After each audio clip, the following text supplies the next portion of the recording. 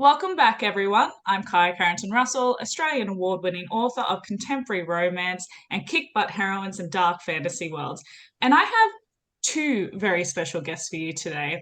We are talking to USA Today best-selling duo, known for their heartwarming humour with a little bit of sizzle, known for book series such as Modern Love and Hockey Hotties. We are talking to the one and only Piper Rayne. How are you both today? Excellent. Oh, good, good. I How are am, you? yeah, so good. I am so pumped to have you two on because I went down a very deep rabbit hole when I started looking at everything that you have created. And I'm like, who are these women? So I am pumped to have you on here. So take me back to the start. Where did Piper Rayne birth and how did you find writing and publishing your first books?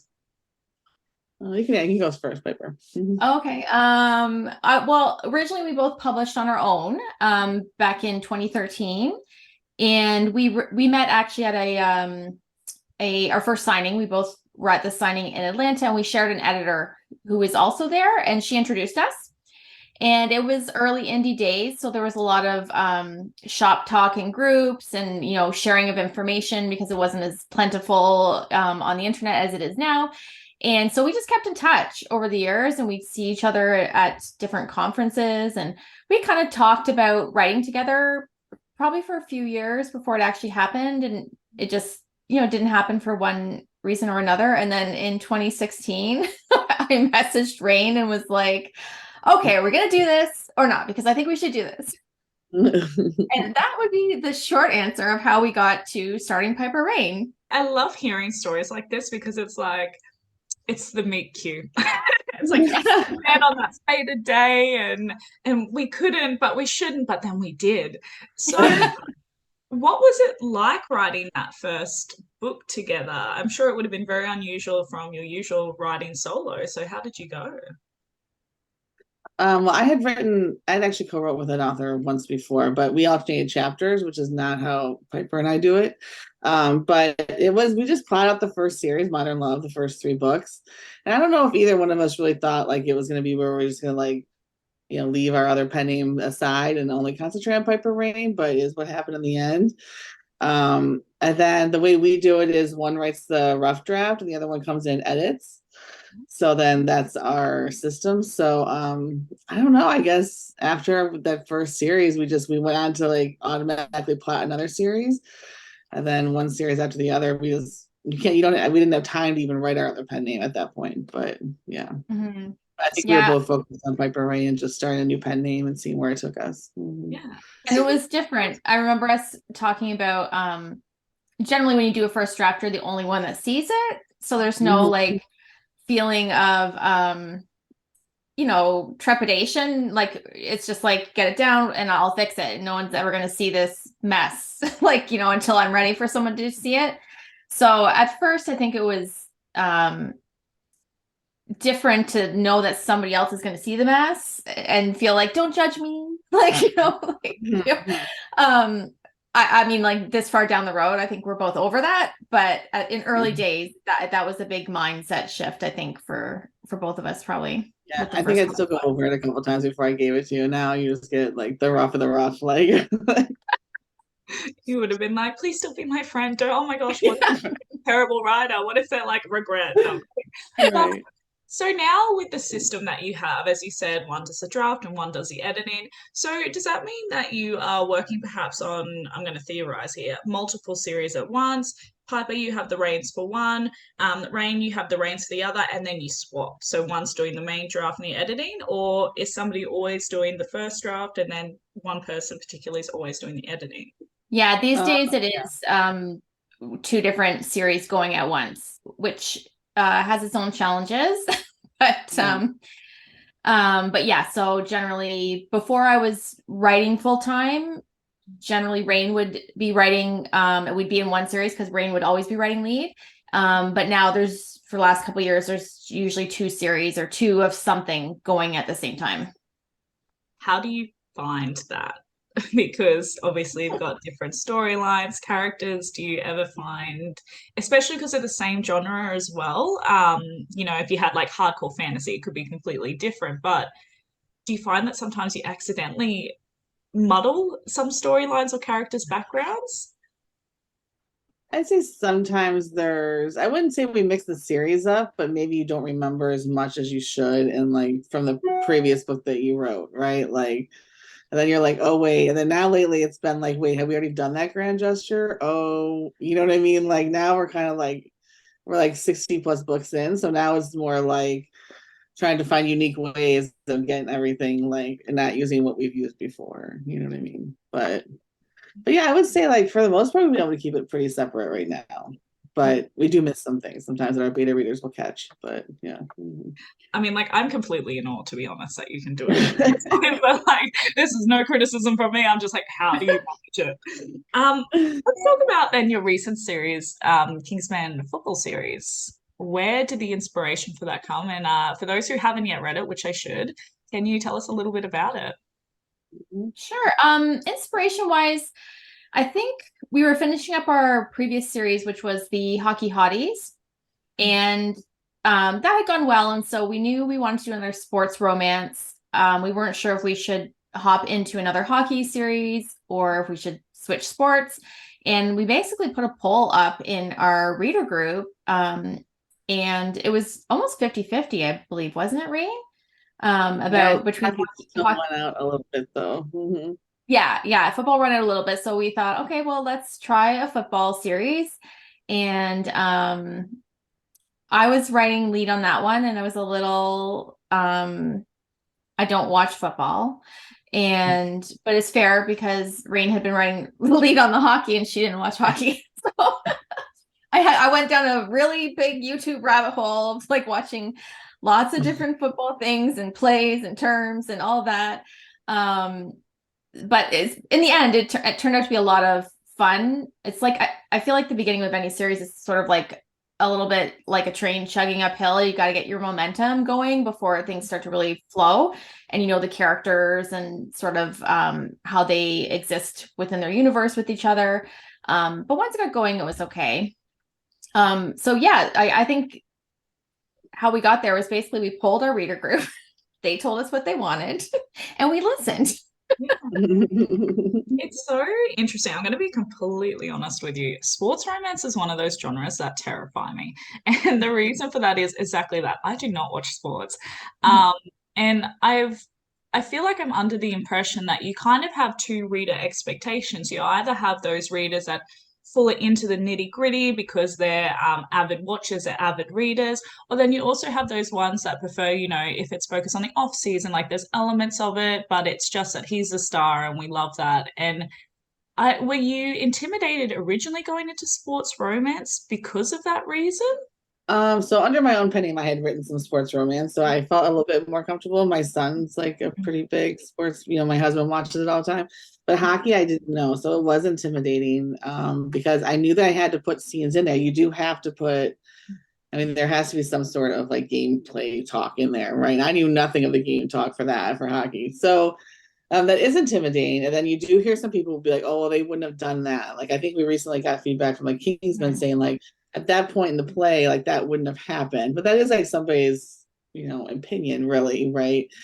But for the most part, I feel like most of our readers are into it for like that they are like the hot football player, the hot hockey player, and seeing the love connection more than they are the plays on the field, you know. Yeah. But for me, I had like Piper's husband is a big hockey person, so he looked over our scenes for that and stuff. So I felt better knowing that. Yeah, that's so convenient, isn't it? It's like, thank you, Piper's husband. Right. Yeah, and I would put like in the manuscript, like I'd name a play and I'd put a little comment, put whatever play you want here. I don't know. Like I don't know what they would do, but you feel free to name this whatever it should be. I don't know, like, you know. But yeah, I think really like Rayne touched on, our readers are there for the camaraderie of the team, not so much the play-by-play of like what happens when they're on the field. I still don't know if I'm daring enough to go sports romance, but I will just continue reading yours and feel secure and safe in that. Right. What does your 9 to 5 look like working together? Because obviously, awesome, under one name, you can get a whole lot more work done, but there's also a lot more responsibility and balancing. I guess now, because you guys have been working together for so long, you know, implementing like boundaries, you probably know how each other flow at this point. But what does your business structure look like? Does somebody look after marketing? Does somebody look after this? How what's your 9 to 5? What's your magic? Yeah, we have tasks that we each do. For me personally, I like to write first thing in the morning. If I don't, I just won't write that day. I just know that well enough by now, so I have to write as soon as I come down into my office. It doesn't mean I haven't checked like my emails in bed as soon as I wake up to see if there's anything I need to look at, but as soon as I get to my office, I'm writing. Usually the afternoon, if I'm working in the evening, is like admin tasks or things like checking emails, responding to them, that type of thing. But that's what works best for me. Yeah. And Rayne can tell you what she does. We're very different people. So I'm like all over the road kind of. Like it's for my deadlines, usually Piper knows it's gonna come in like a lot and heavy in the end, like right up until deadline day.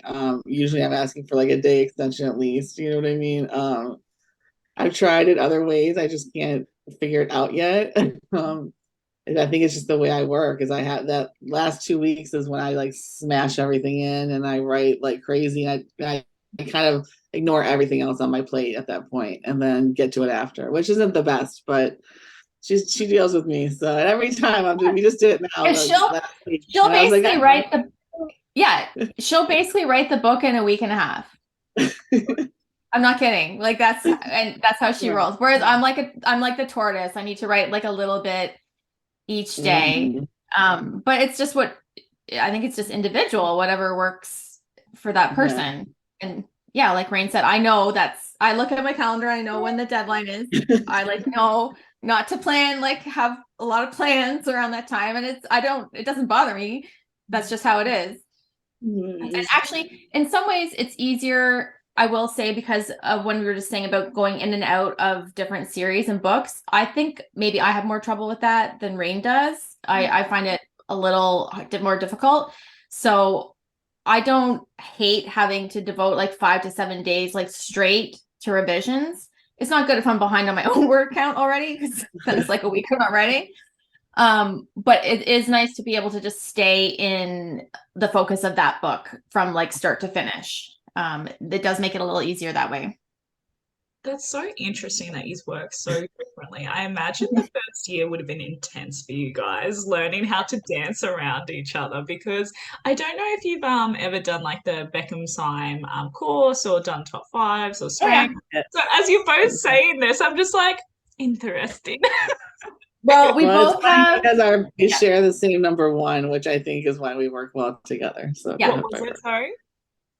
We share our number 1 is the same for what is for it? both responsibility. Oh, okay. That's our first one, and we think that's the reason why we work so well together, because we still feel responsible towards each other. You know what I mean? Like, but what advice would you have then for authors who are considering going into a co-writing relationship? Because it very much, in my opinion, it very much is a marriage. So what advice would you have for somebody who's wanting to step into that?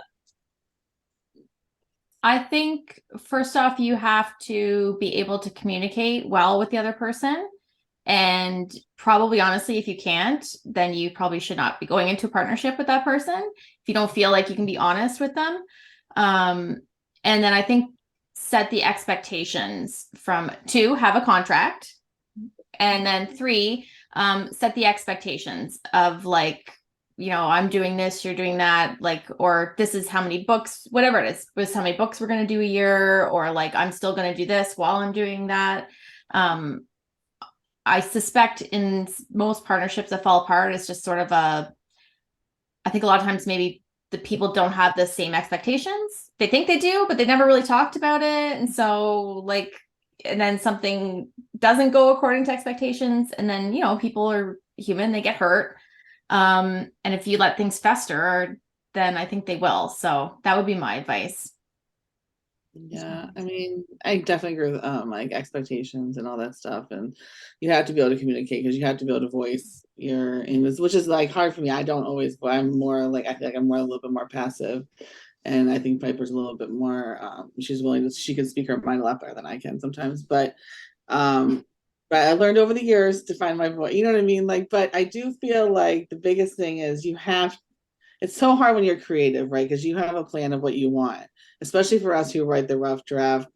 One of us writes the rough draft and then the other one comes in. So you've already, although we plot together, stories can change over as you're writing them, right? And although we always talk about, this is how I kind of feel, the story is changing in this way as I'm writing, you have to be able to see the other person's point of view as to what they want in the story as well and why it might work better than the idea you have. And I feel like that was a struggle for me in the beginning to get over. I feel like that's what I struggled with, Yeah. to really say like, Yeah. you don't have the best idea here. You know what I mean? Like, let's, Mhm.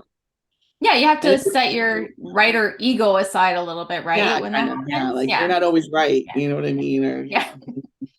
And I think now over the years we've learned like I can only speak for myself, but I've learned that if Rain feels strongly about something, like then especially if that person's in the first draft, they probably know best. They're in the middle of writing the story. You haven't even read it a lot of times yet. That person probably knows best. And I think at this point we kind of only will really go to bat for something if we feel really strongly. Otherwise, I just feel like if the other person feels strongly, then like there's a lot of inherent trust. And I know she has the best interests at heart, the same as I do. So, I don't question the motive. It's like, yeah, she wants the best for this story or whatever it is. And so, okay, go for it.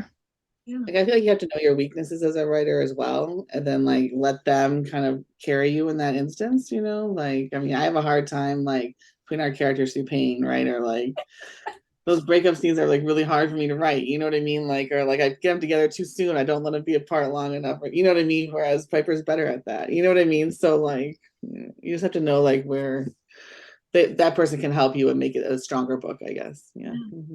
And I guess that's really hard too for a lot of authors to initially, before going into co-writing, is actually addressing what your weaknesses are and being okay with them, because we can't do everything. We all have writing styles, and that's completely okay. But being vulnerable enough to share that with somebody intimately as well in your writing process. So I love this so much because I'm just like it there's so much growth in it as well for you guys too. Like just hearing how, we had to learn this, we had to do this, we've adjusted to this, and now you found your rhythm, you know what your pace is. But I think you're right in the sense that you need to have that expectation initially. So then it is a long and loving relationship. Again, coming back to that meet cute, that faded day. Prior, were you both reading each other's books and thought, yeah, we have similar like writing styles, or I feel like our voice is the same? I think, was that sort of what made you want to write together? I think I read a couple of Piper's books when Yeah, she was in Grace. same. I don't recall if that's what made me. I'm trying to remember back that far. I don't remember if that's what made us want to write together. I mean, I just know we got along and we shared a lot of the same values, I guess I would say, and sort of. Yeah, we both attended a lot of craft classes together, I would say, like things like that to make it. So I think we both knew that was important to us, so. Yeah, I would say we had like shared values. We both had the same, whenever we chat about business things or if there's, stuff going on and like, romance landia, we always had a similar perspective to it. So that's what I remember most about that time. But I have a horrible memory, as Rain will tell you. You guys have been together for a while, haven't you? Like, Yeah. Those first few dates. Yeah. Yeah. I'm intrigued then, because I noticed that you have pre-orders. You have like 11 pre-orders up until I think it was February 2024. When I saw that, I was like, are these women, are they nuts, or like what is this? But it makes a little bit of sense to me now that, as you were saying, one has a lead and you're just sort of swapping over. But was it always your intention to kind of have that rapid release effect? Did you always want to be like, let's try and release every 6 weeks or something like that? What is your drive behind publishing so quickly? Or is that just a really comfortable pace for you both? Well, I think when we first started, that's the way the publishing industry kind of went to. And that's another reason I think that we kind of did join forces a little bit at the time. It's hard to keep up as just one writer. I mean, rapid release was a really big thing going on then. And 2017, we released our first book. Yeah. And so, but we planned to do like 3 series, and then we would take like a 2 month break, and then 3 series and a 2 month break. And then we hired our first like PR person. She put us on like a 6 week rotation kind of thing. So and then now we're on 7 weeks rotation. So, and I feel like we're just scared to break it at this point. Like we keep talking every year, we say we're not going to release as much. We can go down now. Like we don't have to be like as scared. You know what I mean? But so at first it was really to gain a name for ourselves, right? More books out there, more likely people are going to pick something up. But now I think we're just a little scared, or we just have too many ideas. We can't, stop ourselves. I don't know. Yeah. Every time we clear our plate of something, we add something on. So it's kind of like Rayne alluded to with how you write, like it's like you often said, you can give me 3 months, it doesn't matter. I'm doing it in the last 2 weeks. Or you give me 6 weeks and I'm doing it in the last 6 weeks, in the last 2 weeks. So it really doesn't matter. Would it be a better work-life balance if we spread them out more? Absolutely. But I think it's like what Rayne said, it's I don't know, I guess it's just a pattern and a habit now, and habits are hard to break. This is how we both support our families, is with solely with writing. And yeah, I don't I don't even know. We're workaholics. I am, I can speak for myself. I don't know. Yeah, I think we are I think we are kind of workaholics. You know what I mean? Yeah. But yeah.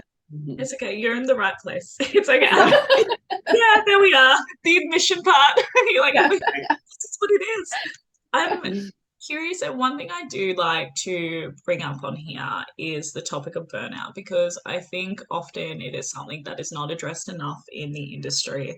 And especially for new authors who are coming into it, I would very much prefer to prepare them and make sure it doesn't happen than going down that rabbit hole, which I'm sure probably both of you have. So, what are some of the things having such an intense schedule? And again, it is different when you're a workaholic because you work better at that pace. Yeah. But are there some things that you implement just to make sure that you don't burn out at any stage? I would say when I first started, like before even Piper, because I feel like by the time I got with Piper, we were both working at a pace. She was still working outside job and writing as well. But when I very first started my very first publishing, I would say that I abandoned my family pretty quick. I mean, I was like all in, like on my phone 24/7 or on my computer. Like we'd be on the way somewhere and I'd have my phone out, like responding to people or like trying to get, you know what I mean? Like, so over the years, but I just feel like that just took time, unfortunately. I think after my first year, I finally just did start to put more stuff aside. I felt more confident, and you don't feel like that, I don't know, I guess like that new fish in the bowl, you know what I mean? Like where you feel like you have to make a name for yourself. I mean, it just kind of comes. Like, I mean, I think Piper kind of took us by surprise. We never expected what we've gotten, rewarded with Piper, our readership and stuff. So if somebody would have told us when we started it, I don't know if I would have believed him at the point now, how many years later. But so yeah. But I do always make sure I go to all my kids' sports events, whether I'm on deadline or not. Like even if I'm still behind on 20,000 words, like I will be at my kids' sports event, but that's probably about it. Yeah. We've Everything recently else is fair game. We have a PA, Shauna, who's helped us for years, but we recently just moved a bunch of things over to her that we don't have to do. Like we really sat down, we're like, okay, do we have to be the ones that do this? And we're like, no, okay, and so we moved a bunch of stuff just at the end of last year over to her, and that has helped a bit. Last year with our editing schedule, we made it so that we had I think a 3-week break off in July. I don't actually remember if we took that or not, but in December we decided we weren't going to write at all in December, and so we did that this December, which was nice. I mean, we still had other things. It made kind of leading up to that point a little bit chaotic, but it was nice to have some time in December. And so I will say, like, Rayne's better about taking her weekends now, like not working. I'm not as good, but I feel like I'm guilty getting when I'm like in the I stands. feel guilty. I would tell that. I'm always like, oh, she's working. I'm not. No, I usually work in the mornings because I mean I have a teenager. She's like sleeping till lunch usually. My son is at Taekwondo. You know what I mean? So I have a bit of time. I think on the weekends, I just like to do what I want to do. And sometimes I want to work because, like you said, just the way my strengths are lined up, I've had many coaching sessions with Becca, and she's told me, you will not be relaxed when you're trying to relax. So, like, do whatever, like, she's like, so just do whatever it is that feels relaxing. And sometimes for me, that's work, if it feels relaxing. So, Spoken like a true workaholic. yeah. I'm just so curious about co-writers, especially when you do it so well and it's just so in harmony. How do you manage social media together? Does, one take over that, or do you both pop on, or what does that look like for you guys? Well, we it used to be Piper only. She did our social media for the first couple of years. It was only her. She still handles our Instagram. And we go for Facebook, we go like every other day. Like one of us will be the primary in there. Then if like usually when I'm on deadline and she knows I can have, she'll take it over for me. And then yeah, and then we do have our assistant that helps us as well. She does Yeah. post like most of our like marketing stuff and stuff like that. Like, but if it's like something from us genuine, then it will be from us. But yeah, so. Mhm. I'm so supportive in the way of delegation as well. I want to highlight that here right now because when you get to a certain point in this, and that's obviously especially for newer authors, when you get to a certain point, you need that help, and there's nothing wrong in hiring out somebody or just delegate. And it's hard initially because we're so used to doing everything ourselves, but it just gives you more time to really focus on what needs to be done in the writing as well. So I love that you guys have given even more to your PA for that, because there are so many amazing people out in the world that can support you. So I'm so glad that you guys have highlighted that as well. Yeah, it's actually funny. I was just watching Shark Tank like a repeat last night, and Mark Cuban actually said something about like entrepreneurs and how they have such a hard time like handing over work over, because they could do it best and they don't want to give anybody, you know what I mean? And I thought that was kind of us, right? Like we didn't really want to hand it over, you know what I mean? So that was like a big thing for us to be like, no, no, like you can do it and trust her to do it. And she's doing a great job. And yeah. I think this is very random, but I can remember when I first had my daughter, who's my first child. I can remember someone somewhere along the way saying like to me, like, listen, this is before she's been born. Your husband might not change the diaper the same way you change it, but if the diaper gets changed, that's all that matters. And so, and in the end of the day, that really is like, because as a mom, really your instinct a lot of time is to, they're not doing it right. Like she likes it, to take over and do it yourself because you know how it needs to be done. And it's the same with business, right? Does it get done? Is it exactly how you would do it? Maybe not, but did it get done and it's fine? Then like mission accomplished, right? So, but like Rayne said, it is hard to hand that over. And especially on socials, you have to trust that person if they're posting, just marketing content and stuff, not to post something that's going to be problematic, under your name. And so there's a lot of, inherent trust that you're giving to that person, whoever it is. So it's hard to do, but I think the more you do of it, the easier it gets, honestly, because now that we've given some more things to Shauna, I don't know about you, Rayne, but I'm like, this is great. Yeah, right. I don't have to format the book. Shauna, can you format the book? Yeah. Shout out to Shauna. We love Shauna. Yes, we do love Shauna. Can I just say how much I love and find incredible that you were able to compare diaper changing to you work within your business? I was like, what a unique skill set to have. I love that so much. So you guys are a USA Today bestselling author, which is amazing. I want to know about the moment you found out you're on the list, and most importantly, how you celebrated. But if there's ever been any other sentimental recognitions or accolades or anything like that to you guys that topped that? You have better memory, so you should talk about USA Today. Right. All right. I remember the first time, the first book we made, that was a book 7 in our Bailey series, which is probably our most popular series, is the Baileys, which is a large family series in Alaska. And yeah, I think like we have there's like this one author, and she like would message us every time we made it. Like we didn't even know the list had come out yet. It's usually like the day before. And then I was just like, oh my God. Like, so then I don't know if I was in Piper. I don't even know who was in Piper that day. Yeah, you were. Yeah. So then I was like messaging that, or like we'll like start pinging each other's phone, right? And I always know like because she's in Canada and I'm in the States, so like if she's texting me, like there's like a good reason for it, you know. But we'll just be like check Facebook, you know what I mean? And then that first time was I remember we had been waiting for it and hoping for it for so long. I think like we thought it could happen a little bit earlier in the Bailey series, but it happening on book 7 is just like just shows like the readership that grew in that series, so that made it more special, I think. Yeah, Yeah. and then I'm trying to And other sentimental moments, I think in general, I will say that whenever a reader reaches out and emails and says, that they're going through a difficult period, whatever it is, whether it's an illness, it doesn't matter what it is, and our books just help them escape for a little while. Honestly, like that's why we write. I mean, obviously we write for a living, to support ourselves, but that is like the drive behind why we write, is to give people, especially because we write romance, a safe place. They know what they're going to get when they pick up one of our books, and we hope that at the end, they have that warm, fuzzy feeling in their chest. And when someone writes to say that, like, we were able to take them out of whatever terrible thing is happening in real life for them, honestly, like, if I happen to see the message, I'll always forward it, to Rayne, so she sees it, and back and forth, because those are probably the most touching moments, I think. Yeah.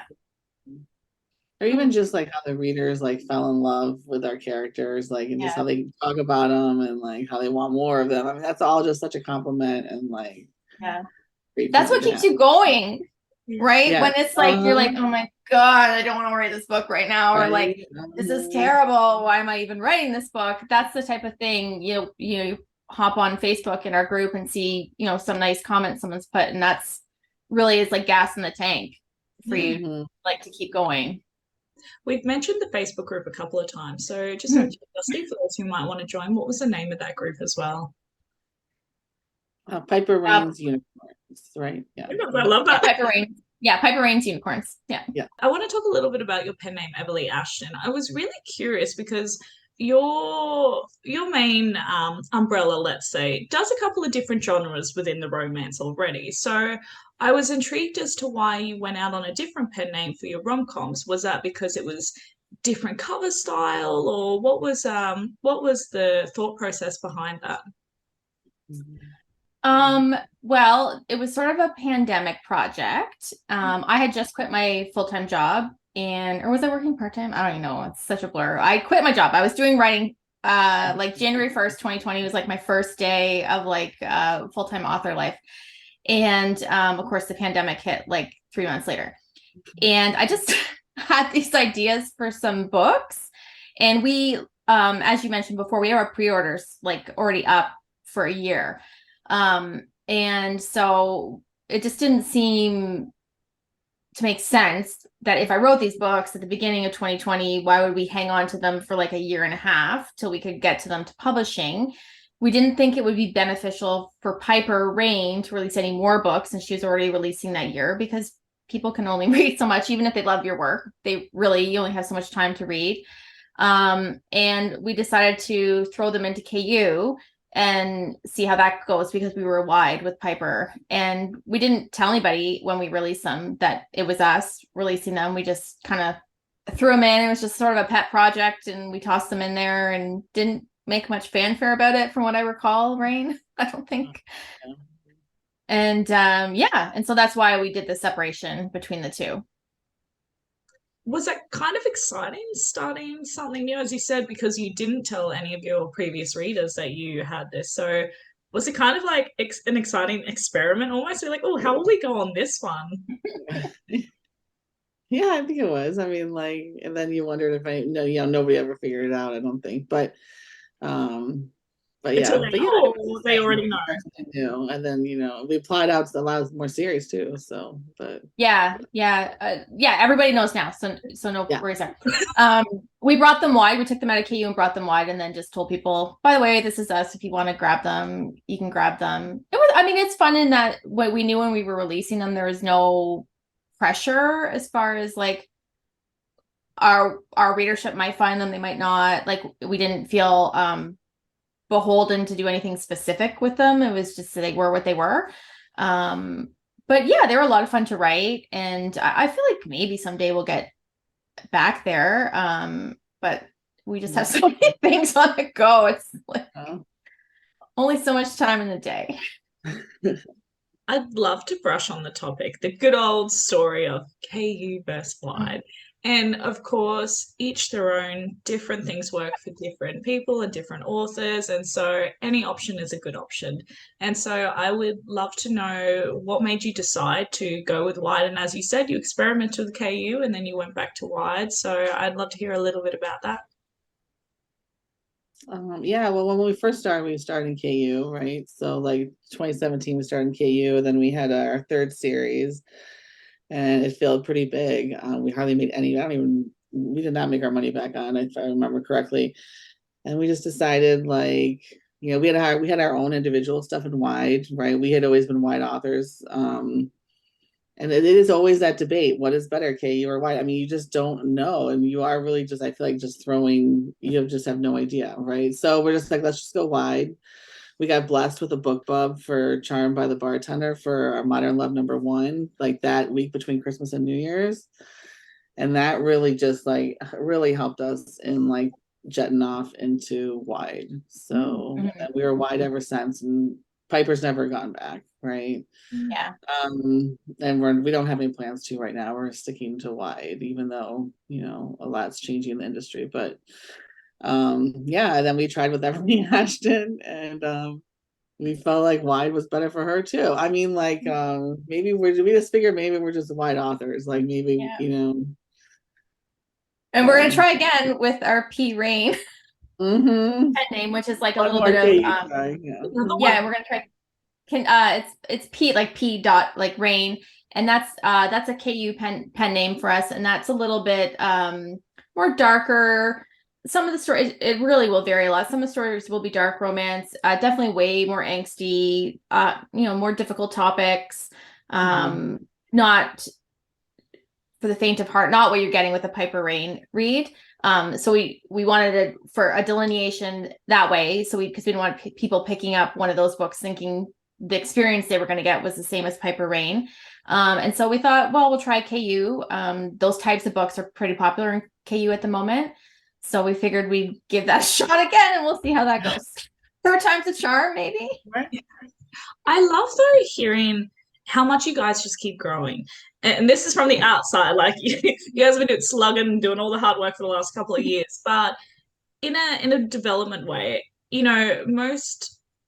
I want to say most duos will be like, okay, this is our lane, we're going to stick with it, this is our genre. Whereas you've gone out, you've experimented, you're like, let's try this, let's try KU again, didn't work, that's okay. Let's try another pen name, let's go darker. Like, I love that you were both evolving as authors too, because you're like, you know what, let's try something different. Let's give it a go and know that it's not going to hurt us in any way and that we can do that. I really love that.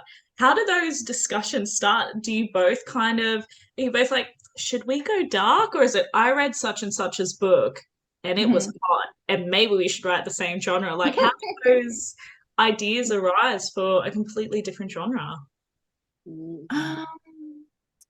A lot of things start with me like, I have an idea.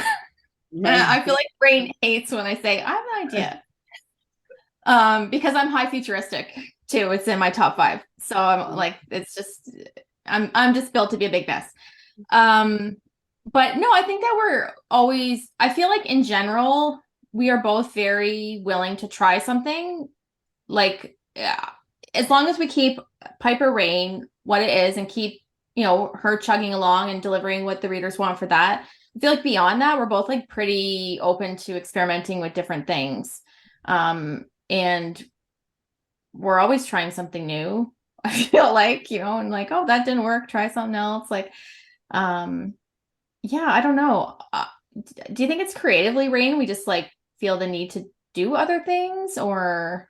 Yeah, I mean, I do feel like we had a discussion at one point about how, like, will rom-coms live forever, right? I mean, at some point it might not, right? So P Rayne was a little bit of our backup, right? In case, to start a darker pen name, just in case, people start I'm not reading rom-coms, and you know what I mean, or I don't want that feel-good story anymore. I want that darker, angstier feel. But and then I don't know. I mean, we just do. We both just take chances. Like if she does, she is usually the one that comes to me, and usually I don't have a problem with any of it because I mean, we're always willing to try something once, right? And if it doesn't work, then except for the KU thing, I mean, we just keep trying KU. But other than that, sometimes we've been successful. I mean, like really, our Bailey's was our first 9-book series. It was really scary to start. We had only had 3-book series up until then.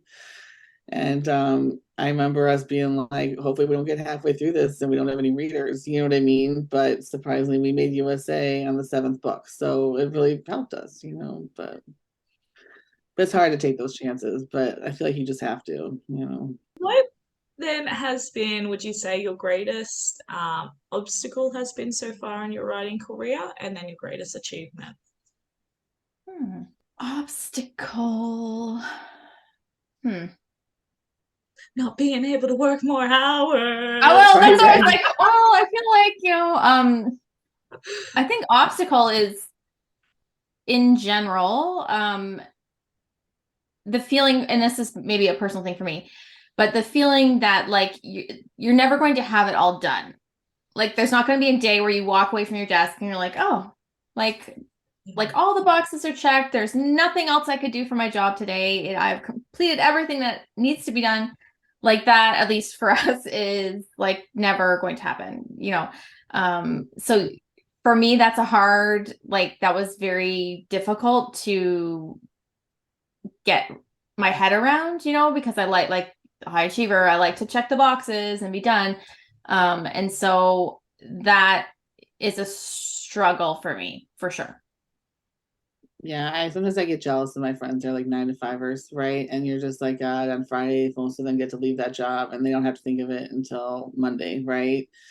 Whereas, I mean, I can be up at like 10 o'clock at night during the week, and you know what I mean? But you know, so that is hard, I would say too. Because I remember when I used to work at an office, I'd want everything done, you know what I mean? And my desk would be set for Monday morning. And now my desk just always looks a mess. But like, so that probably is an obstacle, you know what I mean? To get your frame of mind that even, but you still don't have to work, right? We don't have to work if you don't want to on those days anymore. You know what I mean? And what about your greatest achievement for both of you? I would say honestly, making the USA Today, like in general, like making the USA Today list so many times, felt good because we're like in an industry where there's no real awards. You know, if you worked at like, you know, I used to work in real estate, and that real estate company had awards every year, and it's just, I guess it's the best you're going to get for recognition, you know, kind of thing is those like lists, you know, USA Today, that's gone now, but you know, New York Times, that type of thing. So that felt good. The first time was great. But then when you start making it like on a more regular basis, like that was a little bit of a feeling like, okay, we're doing something right, you know, because to be honest, like we're not, like my competitive is like so far down my strengths. Like I'm not competitive with other people. So it's not a like me versus the world. It just is like a little bit of like almost like feeling like, okay, we're running the business properly or something, you know, because we made it here on the list or whatever. So I think that's what comes to mind first. Yeah, for me, I would say like, so you take a lot of craft classes. I mean, not everybody, but I mean, like we had, right? I mean, from the years that we started until still now, and you learn all these things that they teach you, right? These experts teach you, and most of the times, like for me, especially, like I never finish the class, right? Like I'll get like halfway through, then I'm like stuck, and I'll finish that. So, but the Bailey series, we really took into account like everything we had learned. Like before we plotted that series out, like to the T, all the way to book 9. We like took into consideration all this stuff that we learned at we had a NEAT conference, right, from Jennifer Lynn Barnes and some other people, right? And it really panned out for us. Like we got the fandom that an author loves, right? Like we got these fans that just loved our whole world that we made, you know what I mean? And I think that was really like a great achievement for us, I feel like, because we finally did what we were supposed to do. You know what I mean? Not that our other books were bad, but I mean, like, you know, we finally put to work what we paid all that money for. And we got the results that we would hope for, and having a fandom of like a family, a world that you create that's completely fictional is like, I don't know, you just can't beat it. I love that you still do craft classes and things like that, that you haven't at any point gone, well, we've achieved this. We're the best, because you still are the best. But like, and we don't have to, we can just keep doing that same thing. And where obviously you both, and I know I've said this a couple of times, that you obviously both just want to keep growing and seeing what's new. And also these craft classes are a great way to network too, like meeting like-minded authors. So I definitely highly recommend for people who've just started their career or further along, you can make new friends. Yeah. Yeah, we've always been, Mm-hmm. yeah, and like all the author groups, there's always lots of marketing talk, and rightfully so. It's a big part of what you have to do as an author. And it's weird because it used to, I feel like, almost be the flip, don't you think? Like early indie days, Rayne, like it used to be everyone talked about craft classes and how can I learn how to write? And now it's very much the opposite. It's all about marketing. But the fact is, if you don't have a good product, you could be the best marketer, and maybe they'll buy one of your products, but are they going to come back and buy the next one if they didn't like the first one? So like that's our goal, is to always just, when we get a new reader, we understand our books aren't going to be for everybody, and that's fine, but what our hope is that they're going to want more of our books. We're not just going to be able to give them one book. They're going to want, I mean, I'm sure we're all readers who've all been like that, discover a new author, and then you're like, I'm immediately going and buying all their backlist because they are awesome. And I need to read everything they've ever done. That's the ultimate goal. So we just try and give we're certainly not the best writers in the world, but we try and give it a good go, and always, like you said, always just be improving. Now, I have a segment called Speed Dating with an Author. So I've lit a candle, I've created ambience, but basically what it is 5 rapid questions. Are you guys ready? Ready. Sure. All right. What is the clumsiest moment you've ever had? I can remember. Yeah, I can remember walking into the bank and this attractive man holding the door open for me, and I tripped on the mat and tripped forward in front of him. I was like, okay. That's a meet cute. Yeah, exactly. I thought that when it happened, actually, I was like, this is a meet cute, and this is why I'm very awkward around attractive people. It's just, right. Yeah. I don't even know. Might probably be some kind of trip of some sort, but I can't think of anything right now. But yeah, I am a clumsy by nature, so yeah. All right. I'll allow it. All right. What are the 3 words that best describe you? Loyal, responsible, and I don't know. I don't have another one. I don't know. One for you. Okay, sure. You can go one for me. Sympathetic. You're sympathetic. You're like, okay. Yeah. Okay. I guess I would say empathetic. I think I'm kind. Then I don't know, not organized. I don't know. You give me a third one then, Piper. Hardworking. All right, I guess, yeah. Sure. I always feel like I'm not. I always feel like I'm such a procrastinator. I feel like I'm not a hard worker, I definitely think you're a hard worker. Who was a favorite character to write and why? Just one. I'm just looking at my wall here. Okay, I will say, this might seem like a cop-out, but I swear it's not. But I had a ton of fun writing Chase Andrews, that book's coming out early April, about a month, I think. And it's the 3rd book of the Kingsman. And of course, it's top of mind because it's one of the books we've most recently worked on. But I really had a blast writing that book and writing his character. I just finished reading through. And I just love that guy. So that would definitely be mine, I think. Chase Andrews. Yeah. Rayne, you look like you're struggling. I am going with, this is like my whole wall of books of like our books right over here. I'm going with The Rival Roomies.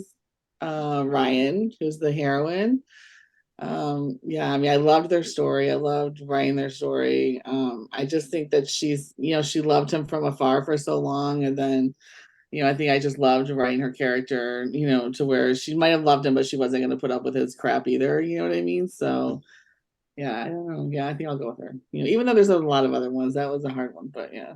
Yeah, that's awesome. What is a unique talent or skill set that you have that not a lot of people know about?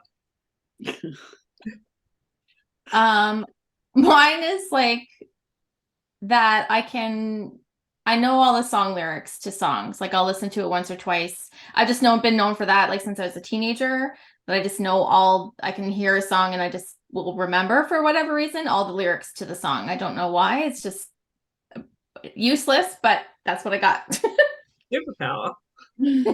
I guess I think it is my ability to write fast. I think that like I can write, a day where 20,000 words isn't really, I mean, you know what I mean? Like, and once I'm at the end of the story, yeah. And you say you don't. Some people do have that though. Some people do have that, but I feel like not a ton. But yeah, That's incredible.